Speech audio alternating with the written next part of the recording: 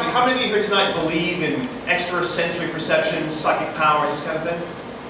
A little over half? More than half, all right, good.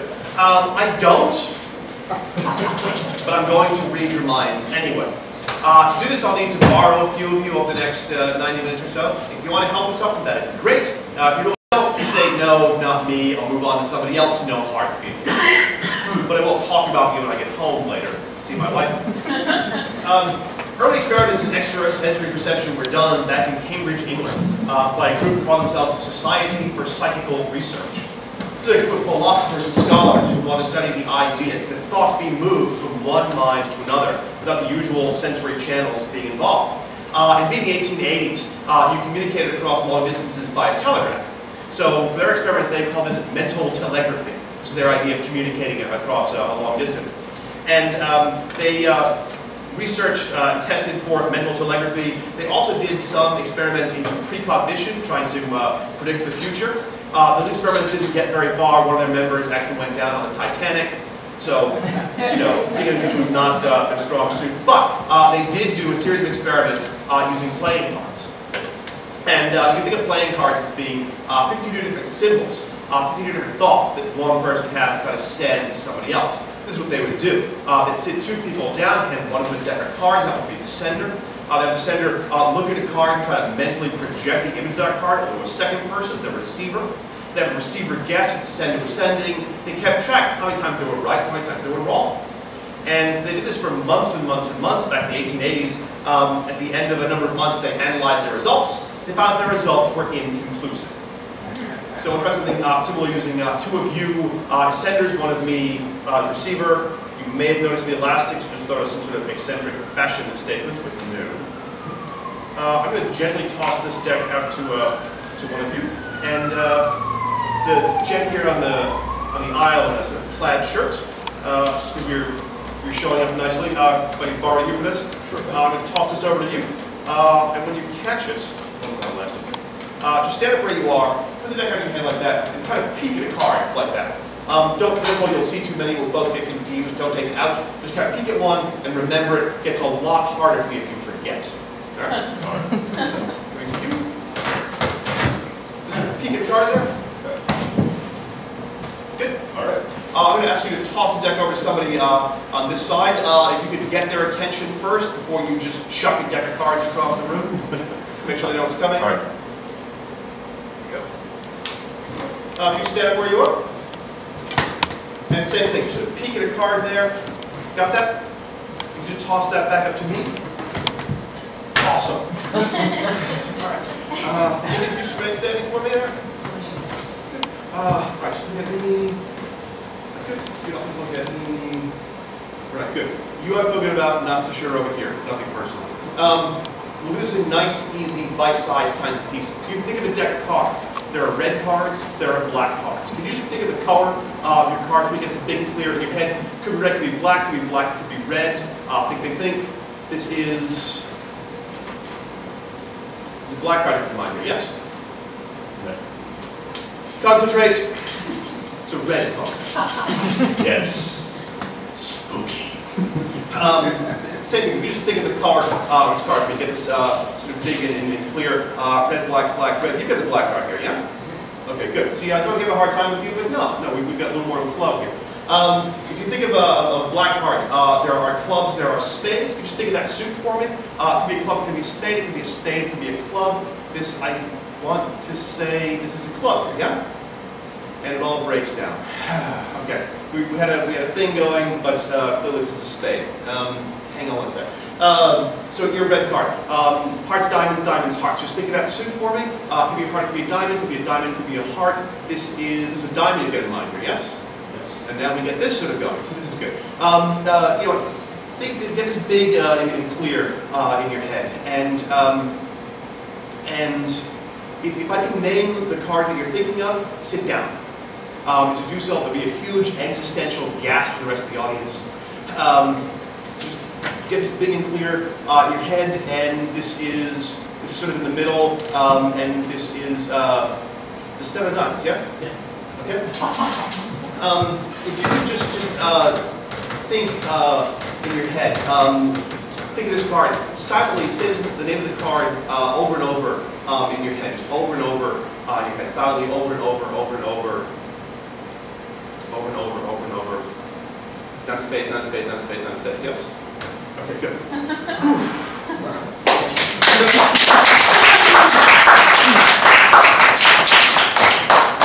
This is what I do. I'm not psychic, but I can usually zero in on what people are thinking about as long as they're willing to play the game. As you can see, there's sort of a two-way street here. You know, I can't just get into your head and pull out whatever I want. Your secrets are more or less safe. People always ask, you know, do I sit there in Starbucks, do I watch people walk by in the street, do I say, okay, she's cheating on her boyfriend, he's got $12 in his wallet. Do I do that kind of thing? No, I don't do that kind of thing anymore. Ever since I was a child, I've been fascinated with ghost stories about ESP and psychic powers. I was a very strange child. As I grew up into a sort of strange adult, read up on theater and psychology and parapsychology. All that comes together to bring me out here to the 95 Empire to play with your minds. Okay. Let me turn down the cards before moving on. For this, I need to borrow one of you who doesn't mind coming up in front of the assembled throng. And I need somebody who knows their way around a deck of playing cards. I don't need like a real poker expert, but I do need somebody who won't think of the 3 of puppy feet or the 12 of jacks. So any card players out there in the house? Thanks, it's been fun performing for you. I will. Oh, you're right up. What's your name? John. Thank you for doing this, John. I'm Rory. Everyone, your friend John. I'm usually the sharpest dressed guy in the room, but this is definitely like a jacket. John, I'm going to kind of run through cards about that fast. And John, hold your magic finger. Good. Sometimes you get a different magic finger when I'm doing this, that's fine. I'm just going to run through cards about that fast. And John, at some point, anywhere you like, bring your magic finger down on one card and hold it there. Okay? Take that card, do a little handful, do a little batch. Take, 4, 5, 6. Feel back. No, feel back. Good. That card. John, I'm going to turn my back so I don't see what you're doing. You also turn your back to me. And you take a step back toward me. Another step. There we go. John, take a look at those cards. Stand those cards out in front of you. Now, you don't need to memorize these, but you do need to sort of notice each card that you've got there. Okay? If you want, take a moment to put those in any kind of order that appeals to you. If you want to do it by suit or by value, by color, whatever you want. But just take a second to let each card kind of register in your mind. Now, this is very much like one of those experiments they used to do back in the 1880s. John will be sending, I will try to receive. I'll try to name off cards that I see John as seeing. Before we get going on this, let me talk about the math that's involved, because I know you all came out to hear me talk about math. My chances of naming one of the cards that John has there are? 152. People don't always know that. You'd be really surprised. And my chances of naming, say, 2 cards that John has there jump rather dramatically to 1 in 2,652. My chances of naming, say, 5 cards correctly, which is a rare event, are just a whisker under 1 in 2 million. So suffice to say, this is wicked hard. John, now those cards out in front of you, let your eyes kind of go back and forth across that little spread. I'm going to try to name off cards that I see you as seeing. Okay? As I do so, I'm going to, as I name a card, I'm going to reach back like this. If I name a card that you've got, just put it in my hand. If I name a card that you don't have it, just say, no, or go fish, things witty. One other little thing is, you don't need to say how many you've got. When we get to the last one, say last one left, something like that. Okay? Okay. So spread this out, let your eyes kind of go back and forth, back and forth, back and forth. There's a face card, it's a red face card that kind of pops to me, pops to you as well when you were flipping through these. And it's one of the male face cards, so it's a jack or it's a king. And John, that's a king of hearts. Just put that in my hand. Oh. Okay. King of hearts. Let your eyes kind of go back and forth, back and forth, back and forth.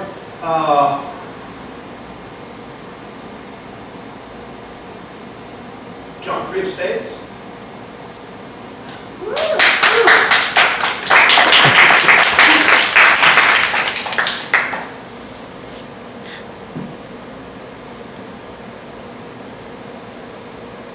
John, 10 of hearts. Go fish. Oh, 10 diamonds, red 10, 10 diamonds then. Go fish again. Oh, go fish again. How many cards do you have left? One. One. John, you can take a quarter turn to your right. I always say to the person behind me, take a quarter turn to your left or your right, depending on where they are. Because back when I was first doing this, I would be standing back to back with somebody, and I would say, okay, turn around, thinking it was obvious what I wanted to do, and they would just do this.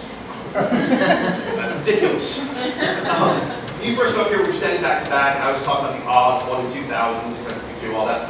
I scribbled. Well, actually, the first card is not 1 in 52 because there's. Never mind. Is it 1 in 52? Because 1 in 1, I guess. But 1 is pretty close. But when I was talking about the odds, I scribbled something down on my hat, and I didn't show that was just for me. What I'd written was card called "Be Left With," the last one we're going to get down to. So, what's the card that you got there, John? Just show them and show me. This is 8 of clubs. When John came up here, I scribbled something down on my pad. Didn't show you, just for me. What I'd written was card I thought would be left with. The last one we're going to get down to, what I'd written was 8 of clubs. So.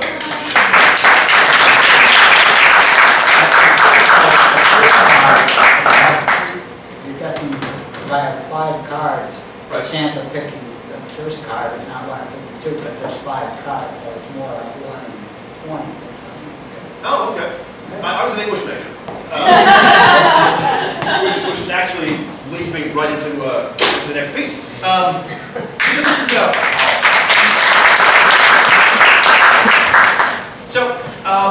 wasn't always going to do this. I was actually, for the longest time, I was going to be an English teacher. I was going to be Dr. Rory, PhD. And I was going to go the whole route. I was going to deconstruct and demystify and subvert with the best of them. And I was going to write those god-awful, unintelligible papers with crazy subtitles, papers that made no sense, but nobody will admit they don't make sense because they don't want to look like they don't get it.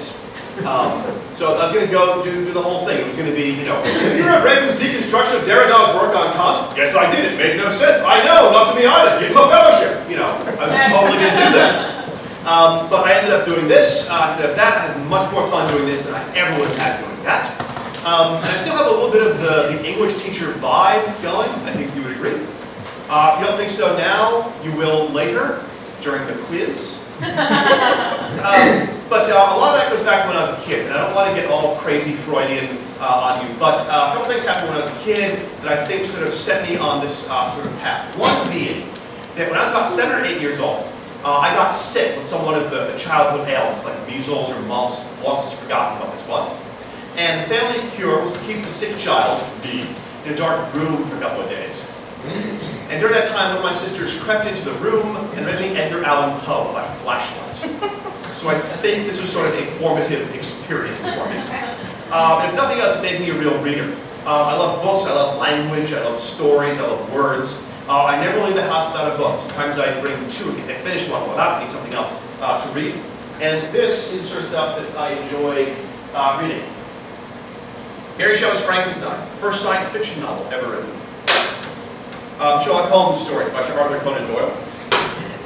Bram Stoker's Dracula. This has never been out of print. It first appeared in 1897. H.P. Lovecraft, short stories. I just moved out of Providence. I used to live in Lovecraft's old neighborhood, so it's fun to have. And, of course, Edgar Allan Poe. 5 books and 2 of you. The books themselves aren't that important. The important thing is there's a whole lot of words in them. I want to borrow 2 of you who don't mind coming in front of the group and to pick some words out of the books we can have some fun with. So, looking out into the assembled throng. It's always fun to look out into the group at this point and see roughly half of you pretend to not exist. Can I borrow you? Yes. Here at the end? Can I borrow you? And what's your name? Claude. Sorry? Claude. Claude, nice to meet you. I'm Rory. You right here? Sarah. Sarah, nice to meet you. Claude, Sarah, 5 books, 2 of you. Grab whichever book appeals to you, whichever one repulses you the least. Take a quick flip through it, make sure that it's just a book, it's not the same thing on every page, which people always think. Yes? Sarah, I'll start with you. Find them. Sarah, I'm going to sort of flip pages like this. And if you want to stand there, you'll get the light a little bit better. We're going to flip pages like this, and at some point, anywhere like say stop, say there, look at the first word of the page, so strong in that case. If it's a lame word, it's like or the, or if you don't like it for some reason, just say no, we'll get another one. Okay. But once you've got to remember it, it gets a lot harder for you if you forget. Okay. All right, is the light good there for you? It's fine. Okay. So I'm just going to sort of flip, just say stop. Stop. Look at the first word there. Go ahead, you want another one? Another one. That's the easy one. Okay. Stop. Stop. Look at the first word there. Better. Go ahead, you want another one? No, it's good. That's good. Okay. Just leave me for a sec. Good. Same thing. I'm going to sort of flip the page like this at some point, but anyway, say stop. Say there. Look at the first word of the page. So I or T in that case. Or that's two. And again, if it's a lame one, just say no, we'll get another one. Okay? So that's what we say stop. Stop. Sorry. Good. Stop. Look at the first word there. Good.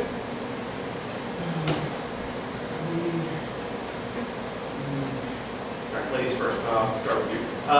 Sarah, in order to do this, I need to get you to say the first letter in the word thought. If you said, first letter Z, that's too easy. Can you think of the first letter in your word and recite the alphabet starting at A, going straight through to Z? At some point, you'll say the first letter in that word, but don't do what you do. Okay. Right? Try and think, just relax. You can say the alphabet out loud. Forget the fact that there's 238 people watching. So off you go. I might stop you part of the way through, but I think I've got it. So off you go. A, B, C, D, E, F, G, H, I, J, K, L. Can you start over? A, B, C, D, E, F, G, H, I, J, K, L. Is it H first letter? Same thing. What? You think of the first letter in your work set alphabet A straight through Z. Think about the first letter. I might stop you part of the way through. I think I've got it. Off you go.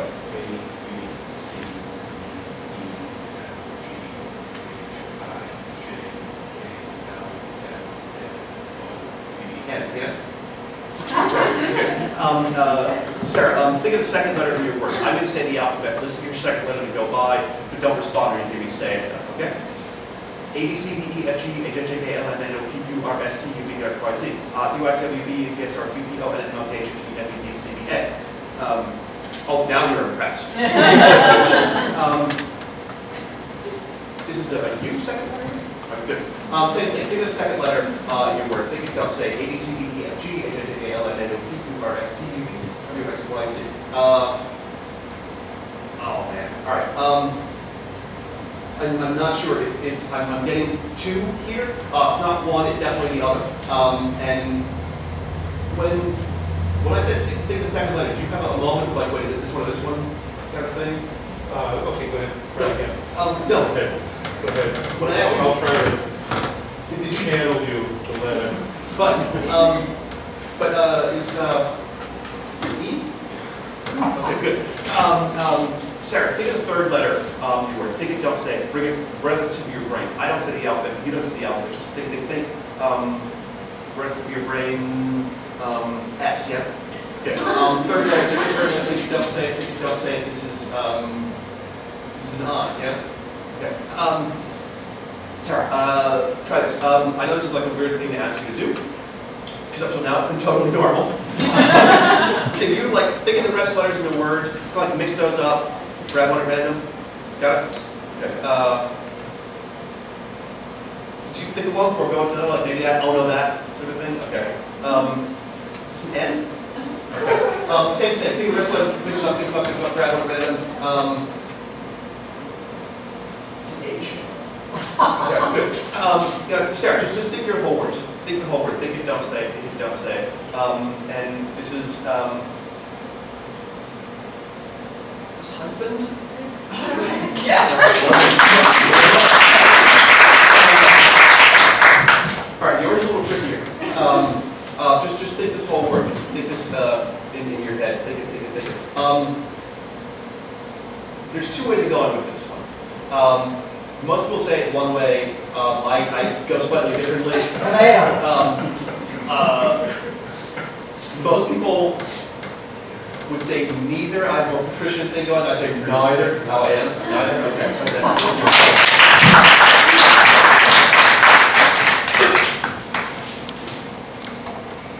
So now how many of you believe in ESP and psychic powers? Yeah, see, I still don't. You know, the great thing is I get to travel around and do the show all over the place. I'm here this weekend. I'm in Portland, Maine next weekend. I've gone to New York. I've gone to Istanbul at one point. I went somewhere in North Carolina that I don't really have a clear memory of, but why would I? So I get to travel around and do the show, and it's great fun. And I get to meet all kinds of interesting people. People always come over after a show. They always want to talk, and I enjoy that. They want to come over afterwards and ask me questions. Sure, I don't mind that at all. And you know, I say that, and then sometimes the people who come over after a show end up being kind of weird. And there will always be like one guy, at least, who'll come over after a show, and he'll say, "I have fantastic psychic powers too." I say, "Okay, great, good for you, because you want to be nice, right? Good for you, rock on, awesome." And then he'll say those dreadful words. He'll say, "Can I show you?" You want to be nice? Say, "Okay, sure, again, what is it you do?" And then he'll go into a trance, or he'll contact the spirits, or whatever in God's name he thinks he does. And eventually do something like,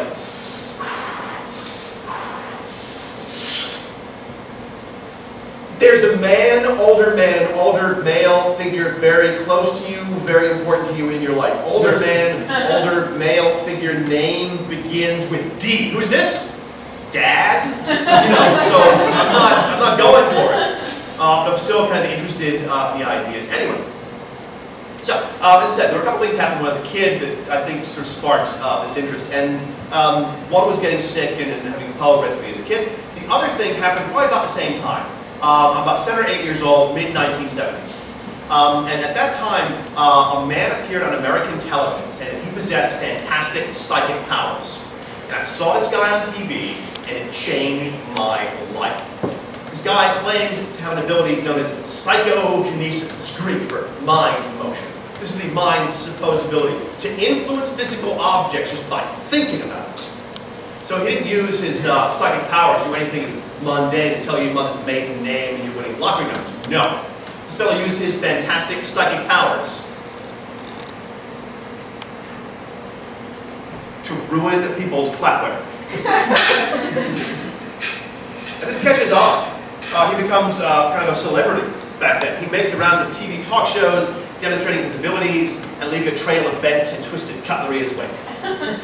It catches on. People sort of that. People actually start having spoon-bending parties. And I've seen the videos. You get your friends together, you have a little wine, you have a little cheese, you pop a Bee Gees 8-track on, and everyone gets a piece of flatware. And I've seen the videos. People stand there going, "Bend, bend, bend!" Supposedly, the forks and spoons would bend and twist, but in other unlikely ways. Most people who are in this like to use spoons, like to use forks. Forks are pointy, they just seem a little bit sexier. I should point out that I don't use the family silver. This is not Gorham. These are good solid stainless steel. They're not rubber, they're not plastic, there are no little hinges on them. You can sort of tap those in your chair, people know how solid these are. You can tap those in your chair, people know how solid. Always have to ask that twice, don't know why. So good solid stainless steel, yes? Take that back for a moment. It's good. And actually look on the back and they should say stainless. The idea here is if you take one of these, if you think about it getting kind of soft, think about it getting kind of malleable, think about that getting kind of plastic. They bend, they go, they malleable, think plastic, they bend, they go, they bend, bend, bend, like that. Alright, I know it's hard to see more than a row or two back, but there is that one tine there that is decidedly eccentric. And you had this a second ago. So doing this when you had it a moment ago? No, feel it. It's not rubber, it's not plastic, it's not hot. Now, every time I do this, I'm afterwards approached by my new worshipers, and they say, "Dude, I know how you did that." And I love conversations that begin, "Dude, I know how you did that." They say, "Oh, it's wicked simple." They say, as I'm rubbing it like this, I am superheating the metal with the friction from my hands and kind of causing it to melt as I warm it with the heat from my mighty, mighty hands. Which, yeah, sure, is a completely rational explanation of what's going on, right? Think about that getting kind of soft, think about that getting kind of malleable, think about that getting kind of plastic. They bend, they go, they bend, bend, bend, like that, bend, bend, like that.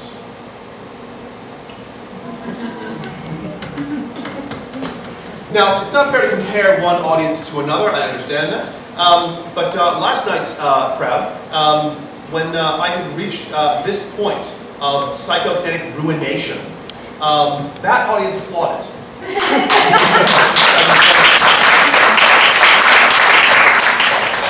Not fair to compare, just thought I'd throw that out there. And feel it, not rubber, not plastic, not hot. The fellow who did this on TV back when I was a kid, he did that sort of thing and handed over to Dinah Shore, Merv Griffin, whatever show he was on. He'd say, feel it, no heat, no, feel it, no heat.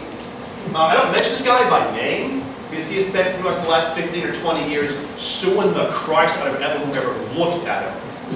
What are the odds he knows I'm here tonight at 95 Empire talking about it? But if he's really psychic, well, I take the chance. So you got one, and there's one back there. Any luck with that? You got that getting kind of soft, sort of malleable, I think bend, think go.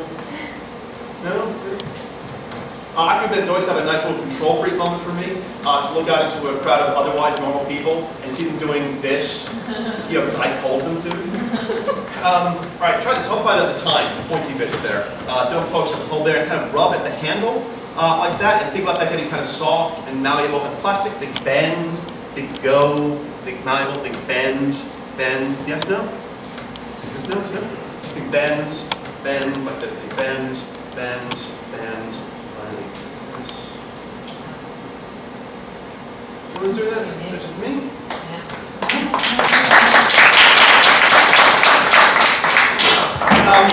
Are any feeling especially psychic this evening? Just me?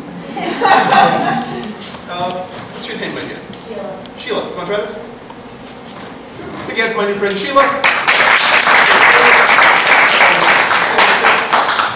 Sheila, I brought with me from home. Some spoons. And Sheila, the spoons fit together. The spoons spoon, for want of a better phrase. Now, this is a good point. It's hard for them to see, but you can see right here, there's a, what is it, like 1/16 of an inch difference, a tiny little bit of a gap toward the end of the handles. You put this one on top, still a little tiny bit of gap, but negligible, right?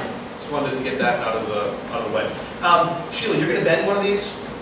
The other will be our control spoons, or our comparison spoon, all very scientific. So, point the one you want to bend, whichever one feels more psychic to you. That one, right? Put that there is our control spoon. Sheila, take your left hand, point that out toward the assembled throng. That's there. Take your right hand, put it on top of mine. And take my hand with it, leave your hand there. Sheila, with your right hand, I want you to rub back and forth on that spoon. And think about that getting kind of soft, think about that getting kind of malleable, think about that getting kind of plastic. Think bend, think go, think malleable, think bend, bend, bend. And Sheila, I want you to feel all the energy in your body coming up your legs, up your back, down your arms, in your hands, and that spoon. Think bend, think go, feel that? Think bend, think bend. Feel that? Push that there a little bit. Yeah, think bend, think bend. Bend, keep going, think bend, bend, bend, feel that down? Bend, bend, bend, bend, bend. It shows what you're doing. Okay, there was a tiny gap.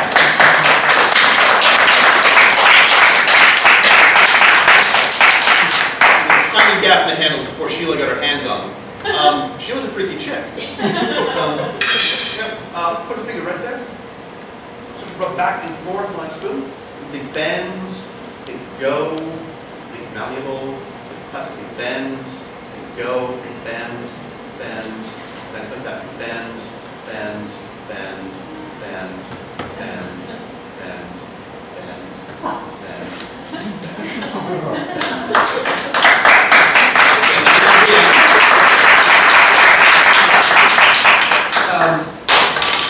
do you want to take this to a logical conclusion?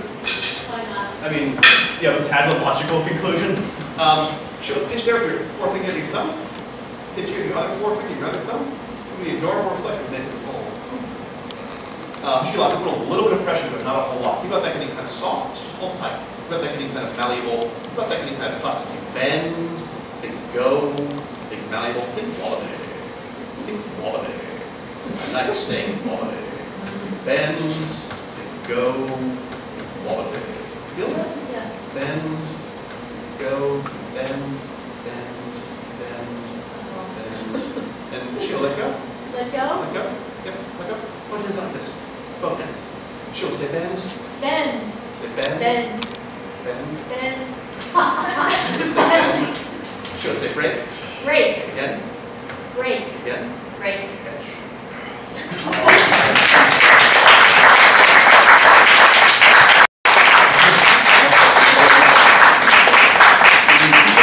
If you want, that's fine. You can keep it and you can sell it on eBay when I'm famous. Sheila, everyone.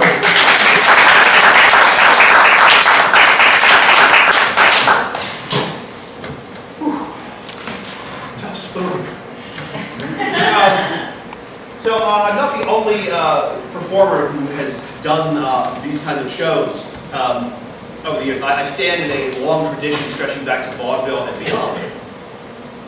And I'm fascinated by the history, by the characters who went performing. And I've researched the history of this art as much as I can. Found a number of strange characters, such as Alexander the Man Who Knows. Alexander was Claude Alexander Conlon, who used to say that he was just another talkative Irishman, and I stand in that tradition as well.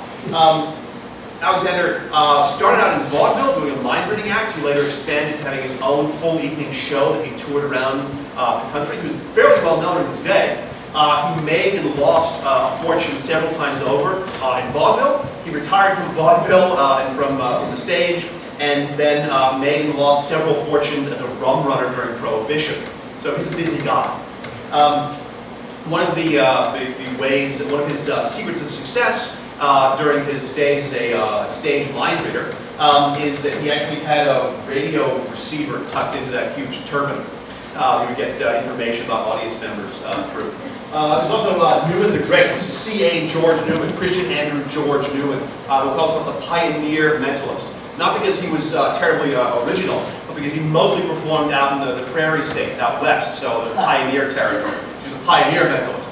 And he was active in the 1950s, doing mind reading and big stage illusions and hypnosis shows. And he was an avid collector. He had a library, about 7,000 volumes, and at one point published a catalog of his library, an extensive catalog, cataloging all of the volumes of his library. And he, being, you know, a bit of a trickster, he included in the catalog books he did not actually own, and listings for books that did not actually exist, causing consternation among collectors that goes on to this very day. He was famous for the blindfold drive, but we'll get to that a little bit in the second half. One of the other heroes, I don't have a poster for him, one of my real heroes in this line of work was a man named Joseph Dunninger. And Dunninger did the sort of things that I do, a mind-reading show, but he did them in the 1930s and 40s on radio. Let that sink in for a second. Now, Dunninger was born and raised in New York and New Jersey, but he always spoke with sort of a British accent like this. And he liked to say, "Any child of 10 can do what I do with 40 years practice," which is a great line.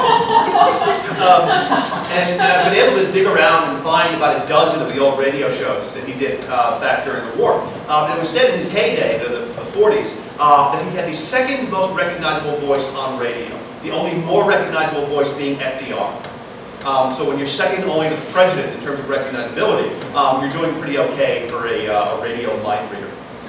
And listening to the shows, one of the things that you find is, and I love this about him, when you listen to the shows, it sounds like he's in some enormous theater. You hear him say things like, "I'm receiving a thought from the second balcony, 3 rows back, who is this, please?" And it turns out that he was performing in a radio studio in front of maybe 100 people. But when you listen to it, it sounds like he's in Radio City Music Hall or PPAC. It's an enormous theater. There was no second balcony. It wasn't even a first balcony. There's 100 people in a radio studio. But he makes out like he's in some enormous theater. And I love that chutzpah with him. But he has this great line. Any child of 10 can do what I do with 40 years practice. And that's very much in keeping with my way of thinking. I don't stand here saying I possess bizarre occult powers. I do, but I don't claim that. But any of you can do the sort of thing that I do if you have the right sort of training, the right sort of background, the right kind of mindset. And with that in mind, I wanted to turn things over to one of you. Let you test your intuitive abilities. Anyone feeling especially intuitive this evening? Excellent. Are you? And you're Jennifer, yes? Yes. I would big hand for Jennifer.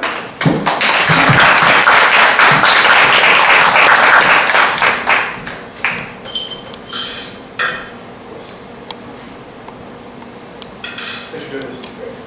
Jennifer, I have here a lock and several keys. Now, Jennifer, all the keys fit in the lock. All the keys turn in the lock. Not all the keys open the lock. Okay? So this is a test of your intuitive abilities, your intuition. Test of your abilities, not of mine, which is why I'm very comfortable with this part of the show. So, intuitively, I want you to just imagine which is the key that opens that lock. When you think you've got it, reach over, grab the key that opens that lock, hold it up. Awesome. Grab the lock, hold it up. This is your showbiz moment. It will fit, it will turn, it may or may not snap right open. And turn, and is that open? No. Okay. Toss that here in the glass. 3 more keys. Your second choice is totally up to you. Totally up to you. Totally up to you. Showbiz moment. Hold it up. It will fit. It will turn. It may or may not snap right. No. 2 more choices. Let me try to help you out a little. Okay. Showbiz moment. It will fit. It will turn. It may or may not.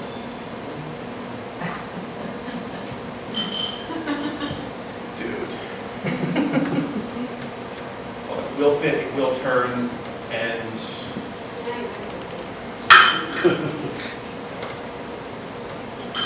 so Jennifer, you know why none of those keys open the lock? It's the one that does this one here in my pocket. Mentalist humor, it's really only funny to me. Show this moment, it will fit and turn, it should snap right open. Yes? Yes, excellent. Just toss that back in there. Just close up the lock. A little tug so it doesn't. That's it. Hold your nut, please. Open that up. Excellent. So, what have we done? Aside from try Jennifer's patience for a couple of minutes. We've established 4 of these keys do not fit. One of them does.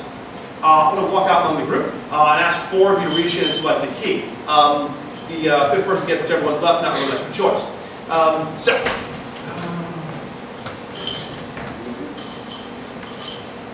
Those big clawed hands that you want to the 5 of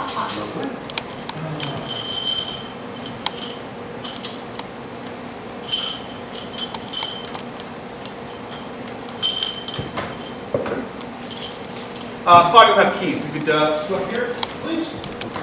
Approach. Can you line up whatever here is on the diagonal?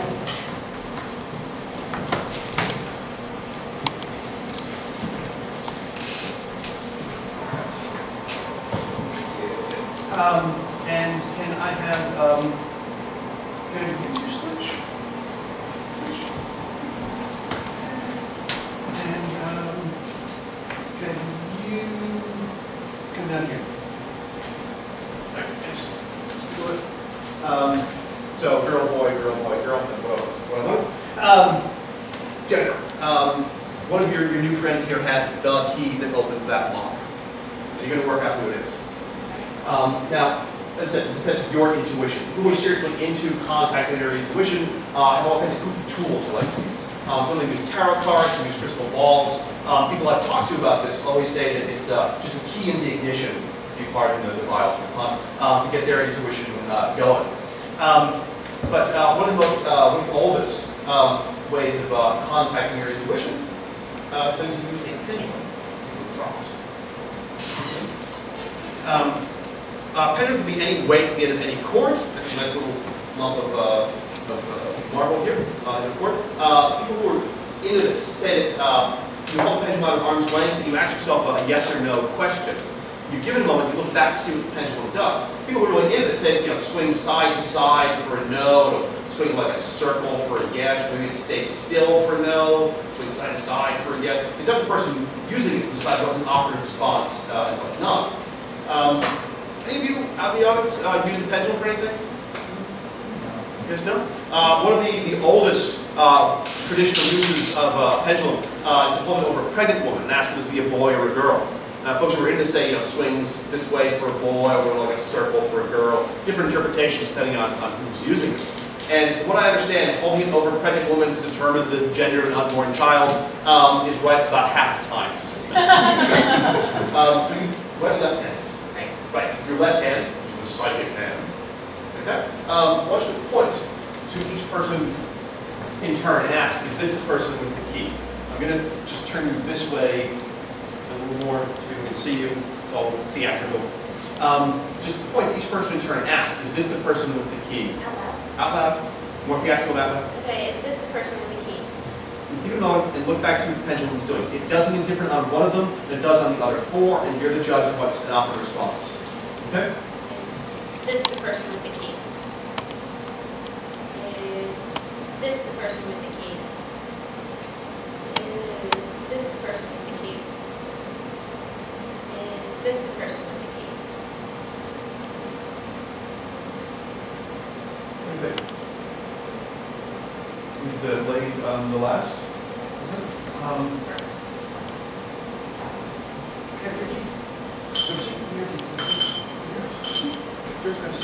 I'll take the pendulum if you can get the key from her.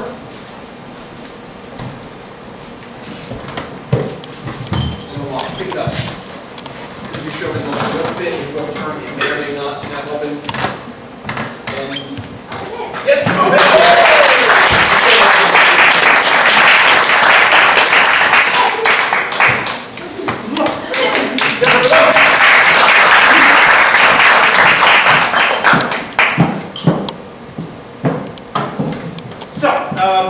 I said at the beginning of the evening, I'm going to read your minds tonight, so I should get to that.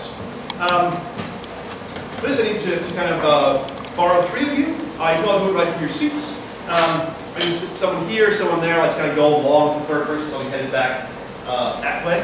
And let me see.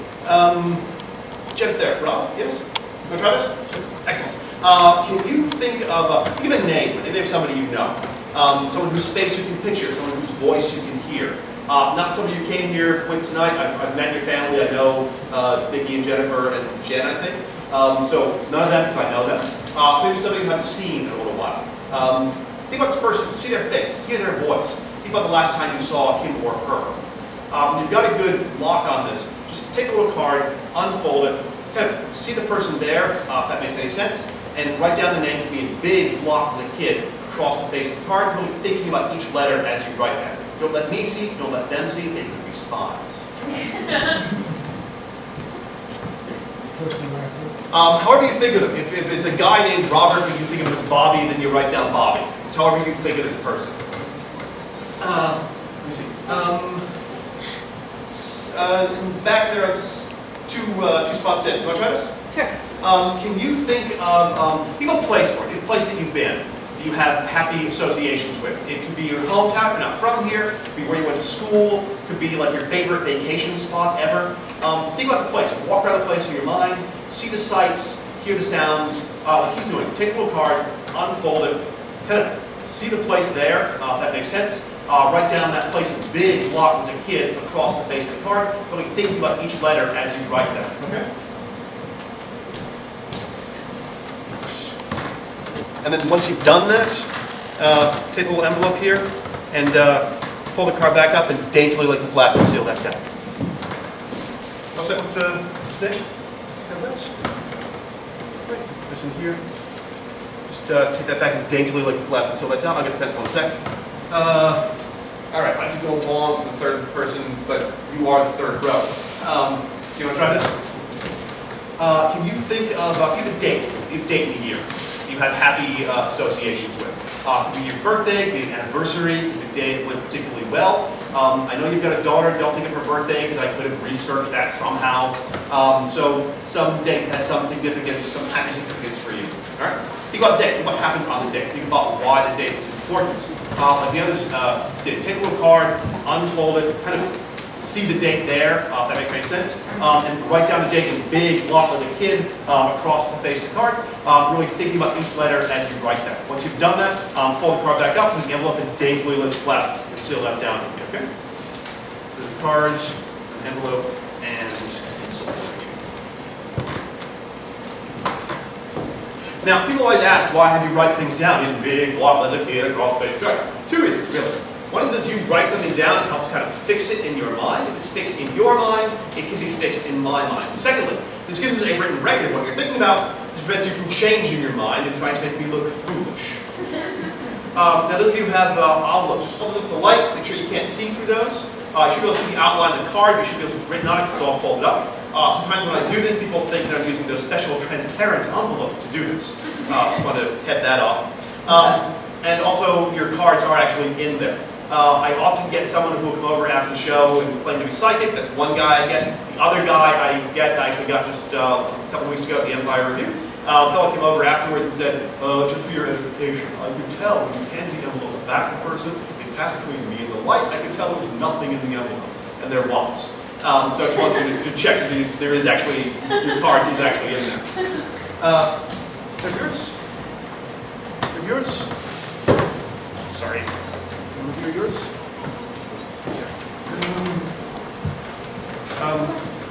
Sarah, can I have you sort of be my Vanna here? These are 1, 2, 3, sort of easy to keep track of. Just step back right there. All right. Maybe stand. All right. You're thinking of a name. Think about this name. Think about this person. See their face. Hear their voice. Think of the last time you saw him or her. When you've got a good sort of image of the person, just say out loud, I am thinking of this name. Don't say what the name is, but just say, I'm thinking of this name. I'm thinking of this name. And do that again. I'm thinking of this name. Okay.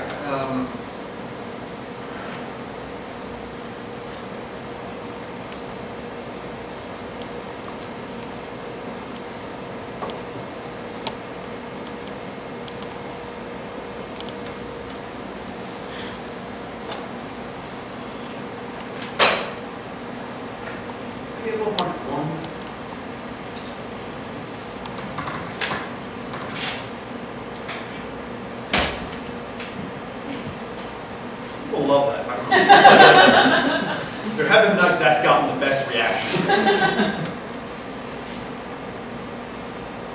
About cologne, am I right? Yes. Oh, so usually I have this sort of, banter back and forth where I say, and who is this person? But we don't Bob Cologne, he's an actor around here, he's a terribly nice guy.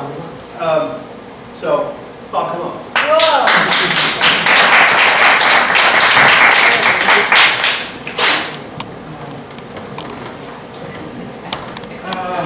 In there, can you stand so I can see you a bit?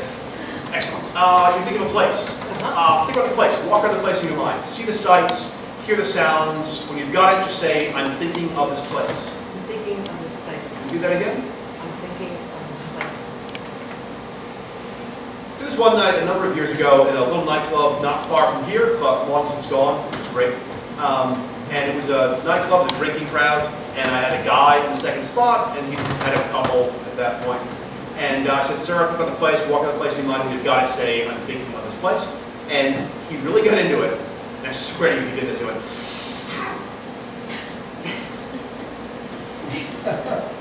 Tahiti! Which made it so much easier. But the whole sense of mystery I tried to cultivate was sort of dampened. So I think when you got to say, I'm thinking of this place. I'm thinking of this place.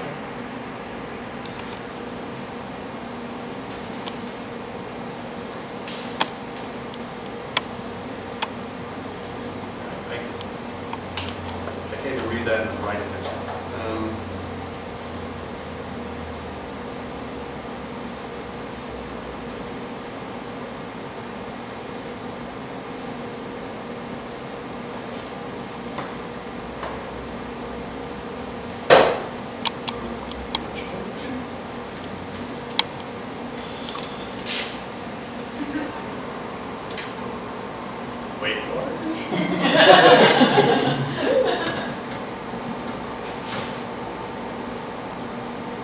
Willoughby. Where's Willoughby? It's in Vermont. It's in Vermont. Okay. Willoughby. Spell like that. Right. Okay, good.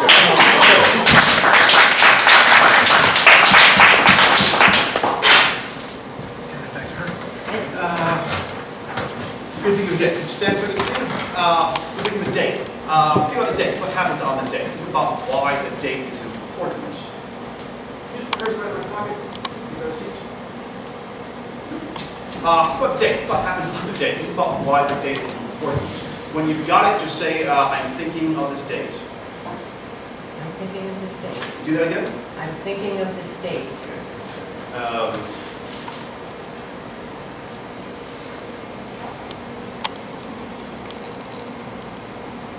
You think of a year as well, yeah? Yes. Think of the year, think of the year, think of the year.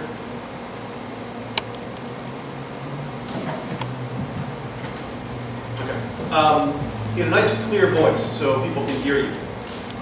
What's the date you're thinking of? August 1, 2012. August 1st or August 1, 2012. Okay. August 1st, 2012. Here's the thing. Dates are tricky. There are numbers and letters involved. If there was a thing about dates, I spell dates out in my head. I spell out August, or at least, odd. Other people do that as numbers, so August 8. But I spell them out because I'm more verbal than numerical. Surprise. So sometimes doing dates, because different ways of conceptualizing them, sometimes doing dates I can be off by a day or two. Sometimes as much as a week. It's happened before. Not tonight.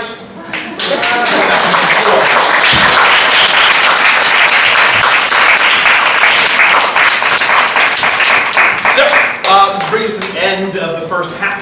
There'll be a brief intermission, perhaps the bartender has arrived at this point. When you take a little break, go outside, get a breath of fresh air.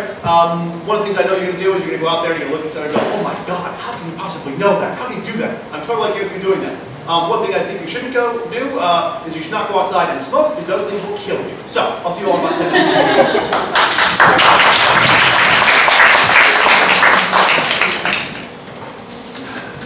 Welcome back. Welcome to the second half. As you came in, we have programs. I neglected to have programs printed for yesterday, or for last night's show, because time management is not really among my skills, apparently. Most of the program, stuff in the program doesn't really much matter. Most of it is just self-serving palaver about me. But two things that do matter in the program is a shout out and thank you to Cyrus Letty, Rick Royer, people here at 95 Empire for doing this and getting the show here for me, which I really appreciate. Thank you very much.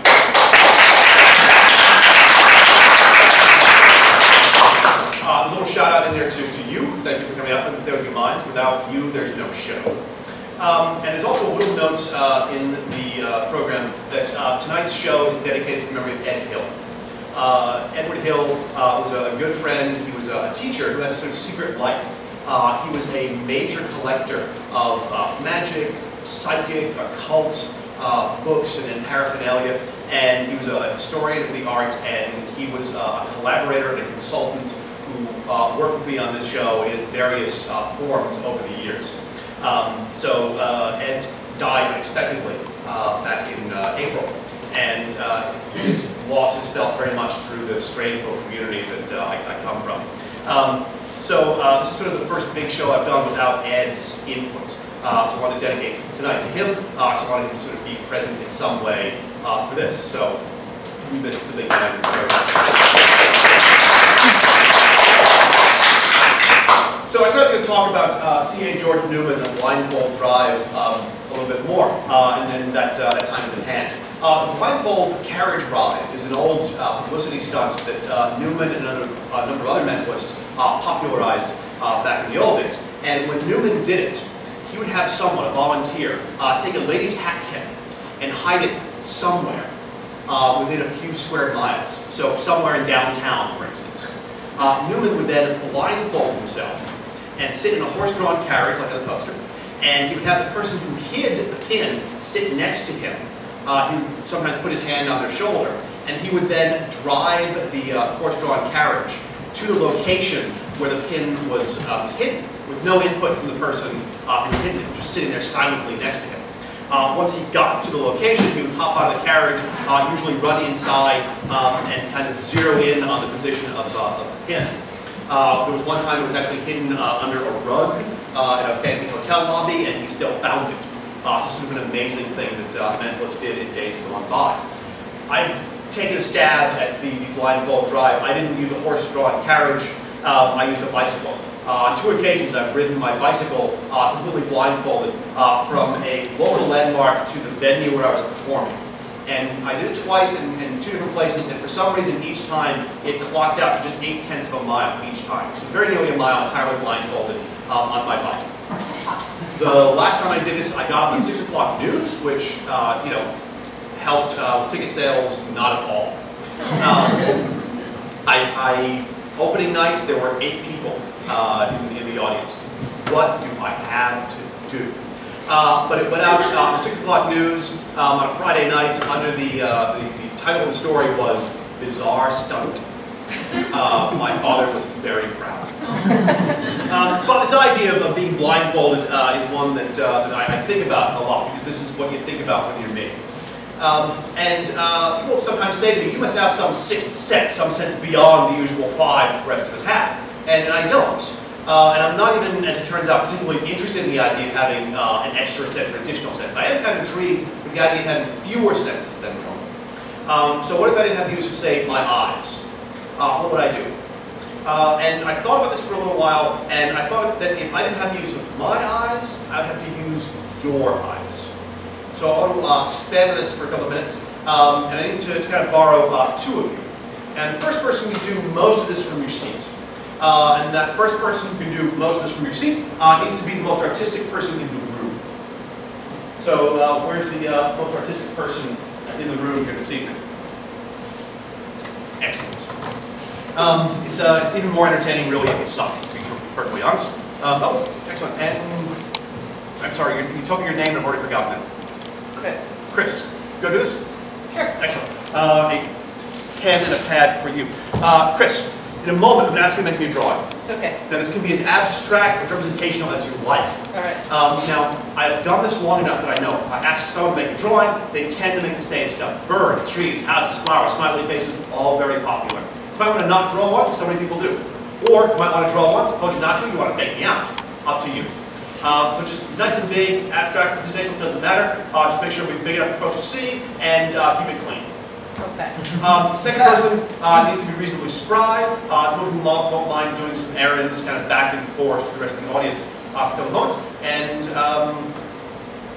if I could have Jan Mariani do this.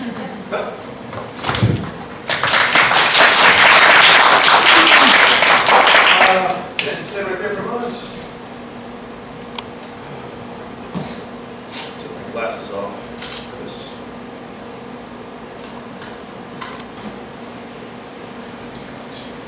Jan, you've seen, obviously, those have been before. Those are Silver dollars. half dollars. Half dollars are slightly larger, silver dollars are slightly smaller. They're Kennedy halves. You take 2 of those for yourself. Bring back the rest. And hold this up to the light. Can you see through those at all?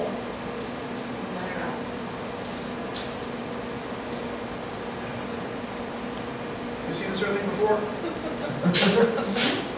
Oh, you laugh now. This is Sort of ducks. duct tape. We have 1 coin. 1 coin in the middle of 1 piece of duct tape. Jenny, how this goes? Do I know where it I know goes? where it goes. Under someone's seat? No. Creative answer. On someone's forehead? Not just someone's forehead. This actually goes Oh, on your eyes. there. All right. You want to do the other one? I'll handle that. That would be very helpful. Second coin. Second coin is the second piece of tape. You know where this goes. I assume on the other eye. Other eye, just quick.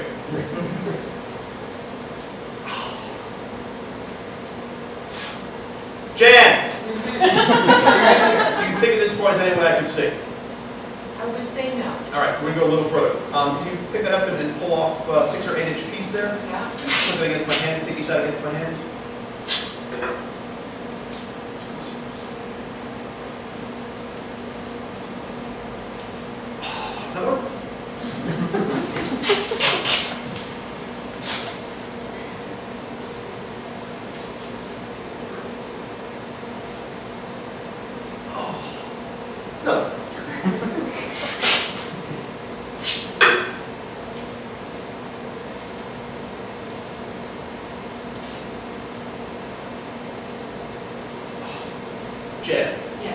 keyhole of your hand, it's the flat part here, not the fingers, they're pointy, they hurt.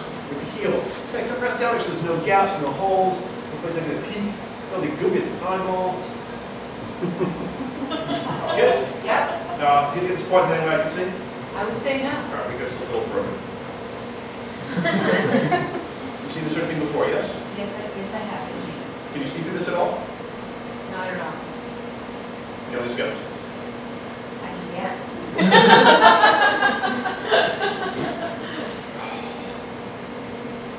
Very thorough. You can go just a little further. Can you hand me the tape for a second? Just the whole thing? The whole roll, yeah.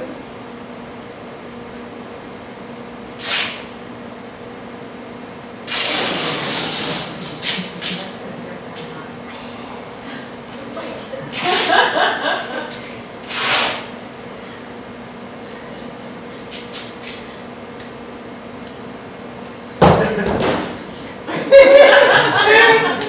Do you think this is quite something I can see? enough. I would say no. Yeah, there's a lot of stuff, really, at this point. So, now here's where we get to the errand running that I mentioned a moment ago. Okay. Can you move up among the assembled throng and borrow 2 objects? Not 2 from everyone, but 2 total, maybe 1 from one side, 1 from the other. Folks, if you can lend Jan an object, a little unusual, a little fun. I taped my ear down. A little unusual, a little fun, big enough that everyone will be able to see it. Nothing really embarrassing or personal or delicate, leave that where it is. And Jan, also don't get anything that will make a distinctive sound. I'm going to bring this back up and put them on my table, which is here. So, you know, keys will jingle when you put them down. I'm going to hear that and get a clue. So a little unusual, a little fun, big enough that everyone will be able to see it. Chris, good time to start that drawing. Okay. If you had gone to a vaudeville house back in the 1920s, you would have seen a woman named Shireen performing an act like this. Shireen would be very heavily blindfolded by the audience. Once she was blindfolded, they would have an obstacle course on the vaudeville stage. Shireen would then dance her way through the obstacle course laid out on the vaudeville stage. None of you need to see me dance, so I do this. So Jen, take your time, don't worry about me standing with the coins in my eyes, the glue working its way into my pores. Pete's having a job. Just let me know when you're ready. I actually had a lot of volunteers, so I had 5 items. Take your favorite 2, set those on the table, bring the other 3 back, because otherwise it just takes forever, no offense. So if you do that and then hand the other stuff back.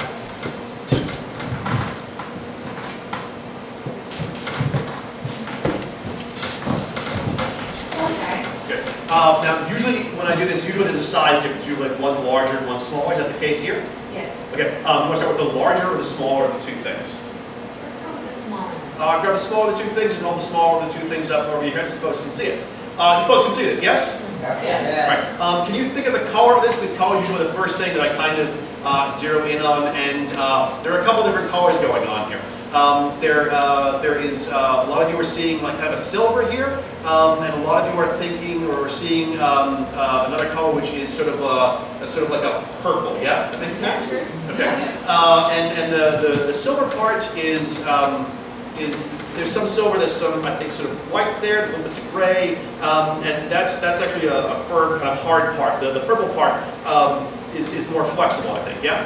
Yes. Okay.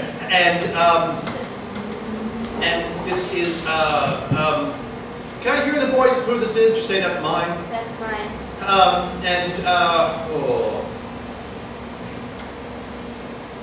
You have not had this for very long, have you? I mean, this is something you've had for years and years. This is like a year or so that you've had this, I think, or less. Yeah. Yes. Okay. So reasonably recent acquisition. Is it a gift? Yes. Okay. And you usually have this with you. You're usually wearing this. This is a watch with a purple sort of watch band. Yes. Yes.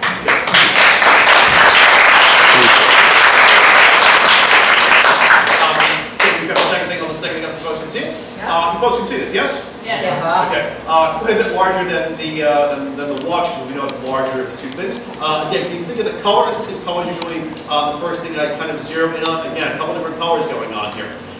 There's some white going on here, but the thing that draws the eye for most of you is the pink. That makes sense? Yes. Okay. The watch I knew had like some hard and some soft. This is just entirely soft. Yes. Right. So this is pink, this is soft, this is adorable. Does this make sense? And this is kind of like a representation of something. This isn't what it represents, that makes sense? I don't want to get into like a big, homo kind of map of territory kind of thing, but it's a representation of something that is not what it appears to be. This is fairly large, and this is a really cuddly, plush, pink monkey. Yes?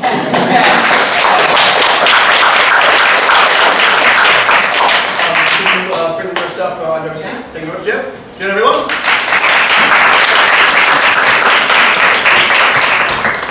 Chris, how are you doing on your drawing?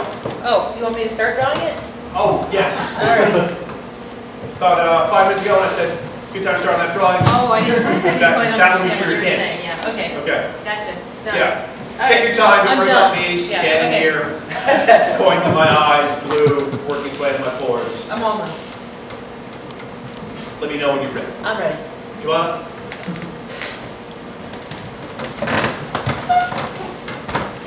And you just hand that drawing to me.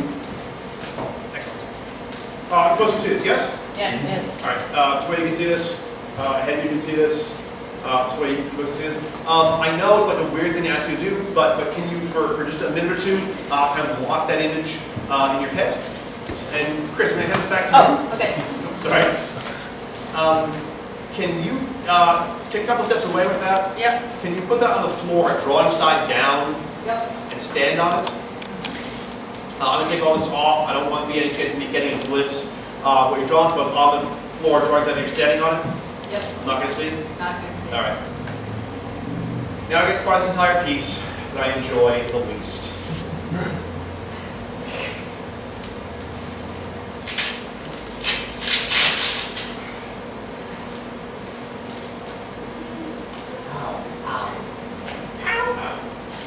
Oh, I'm going to be an English teacher.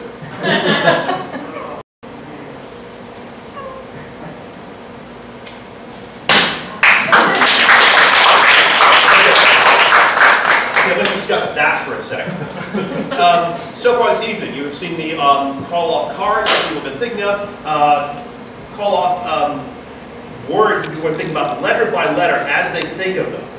Bend spoons, do names, places, dates, and you've all been so politely receptive. Oh, this is what engagement is. Now, I begin to remove layers of my face, and now it's, oh, this guy's good! So, trucks. Awesome. You've all seen this drawing, yes? Yes.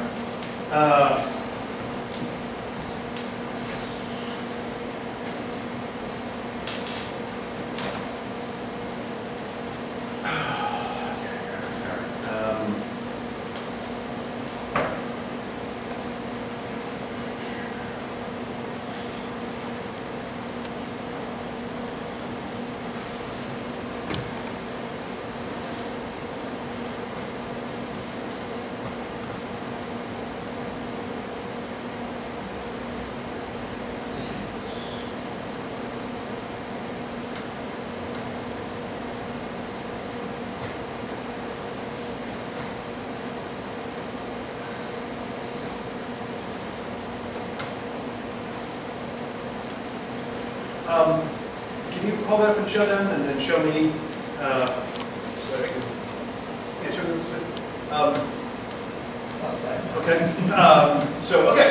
so, walk me through your process here, just out of curiosity. It's the counter. I'm just seeing it flying around. Oh, okay, all right, so plane. All right, so very simple, basic, I'm making fun, but it's very simple, basic, and very recognizable as a plane. You put your fuselage here with the tail, and you went with a wing, so top and bottom for that sort of look. That's sort of like a row of windows. Does anybody see any similarity whatsoever between that drawing that Chris made and that?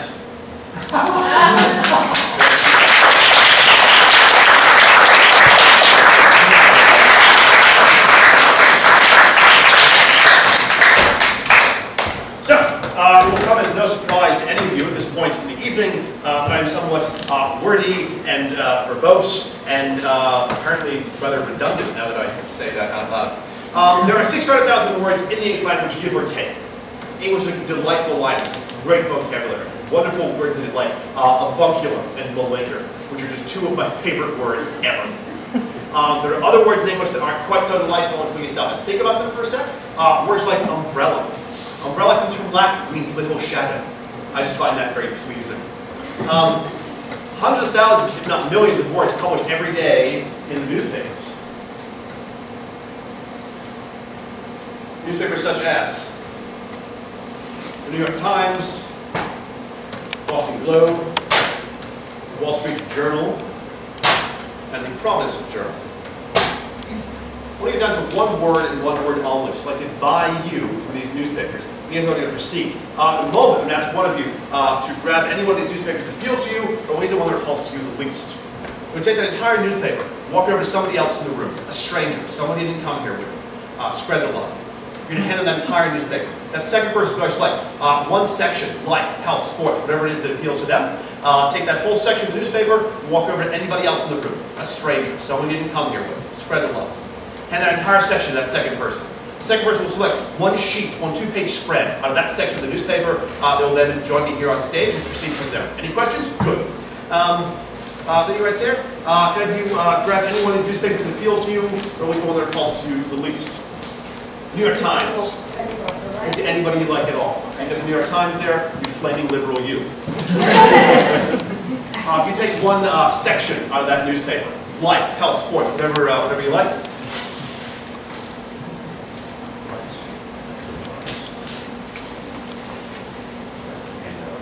You can hand that to anybody else in the room.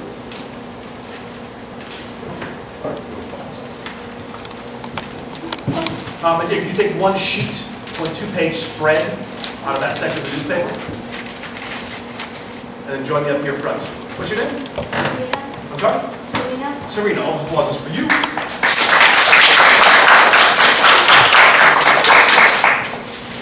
Serena.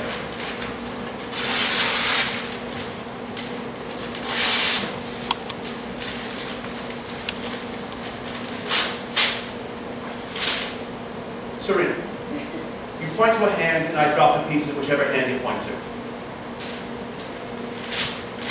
Point to a hand. Point to a hand. Point to a hand.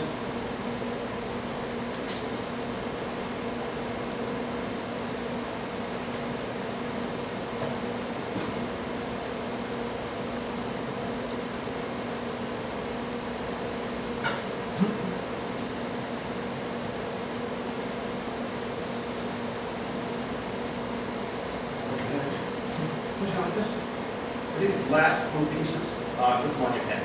Serena, in a minute, I'm going to say 1, 2, 3, go. When I do, I'm going to reach over, grab one of the pieces, throw those away, don't need them. I'm looking for a word. A nice complete word. You can make that all up. Not a word, it's only half there. You have to guess what the rest is. We've got two sides to play with. And if there's several words, then choose the most interesting one. You know, and if it's really, we might have gone down too small, might not be a sufficient word.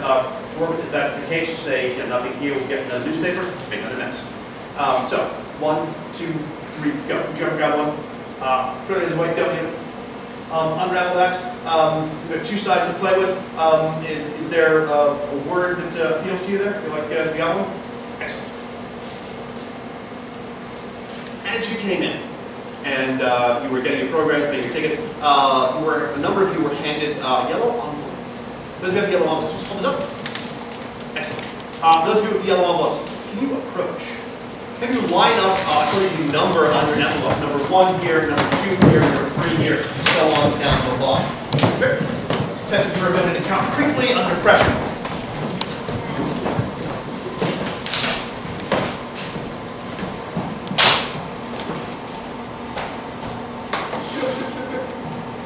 Rory, take a step forward.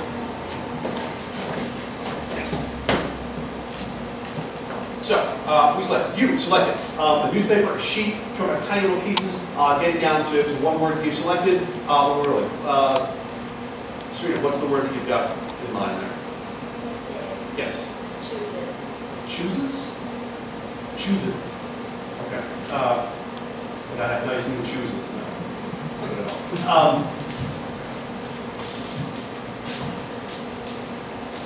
Can all of you open your envelope and take out the sheet of paper that's in there? Drop the envelope, not important. You unfold that piece of paper and hold it up over your head. Unfold and hold it up over your head. Unfold and hold it up over your head. There's a C, there's an A, there's an O. Wait. Another O, an S, an E, an S, and a bunch of exclamation point. Choose it.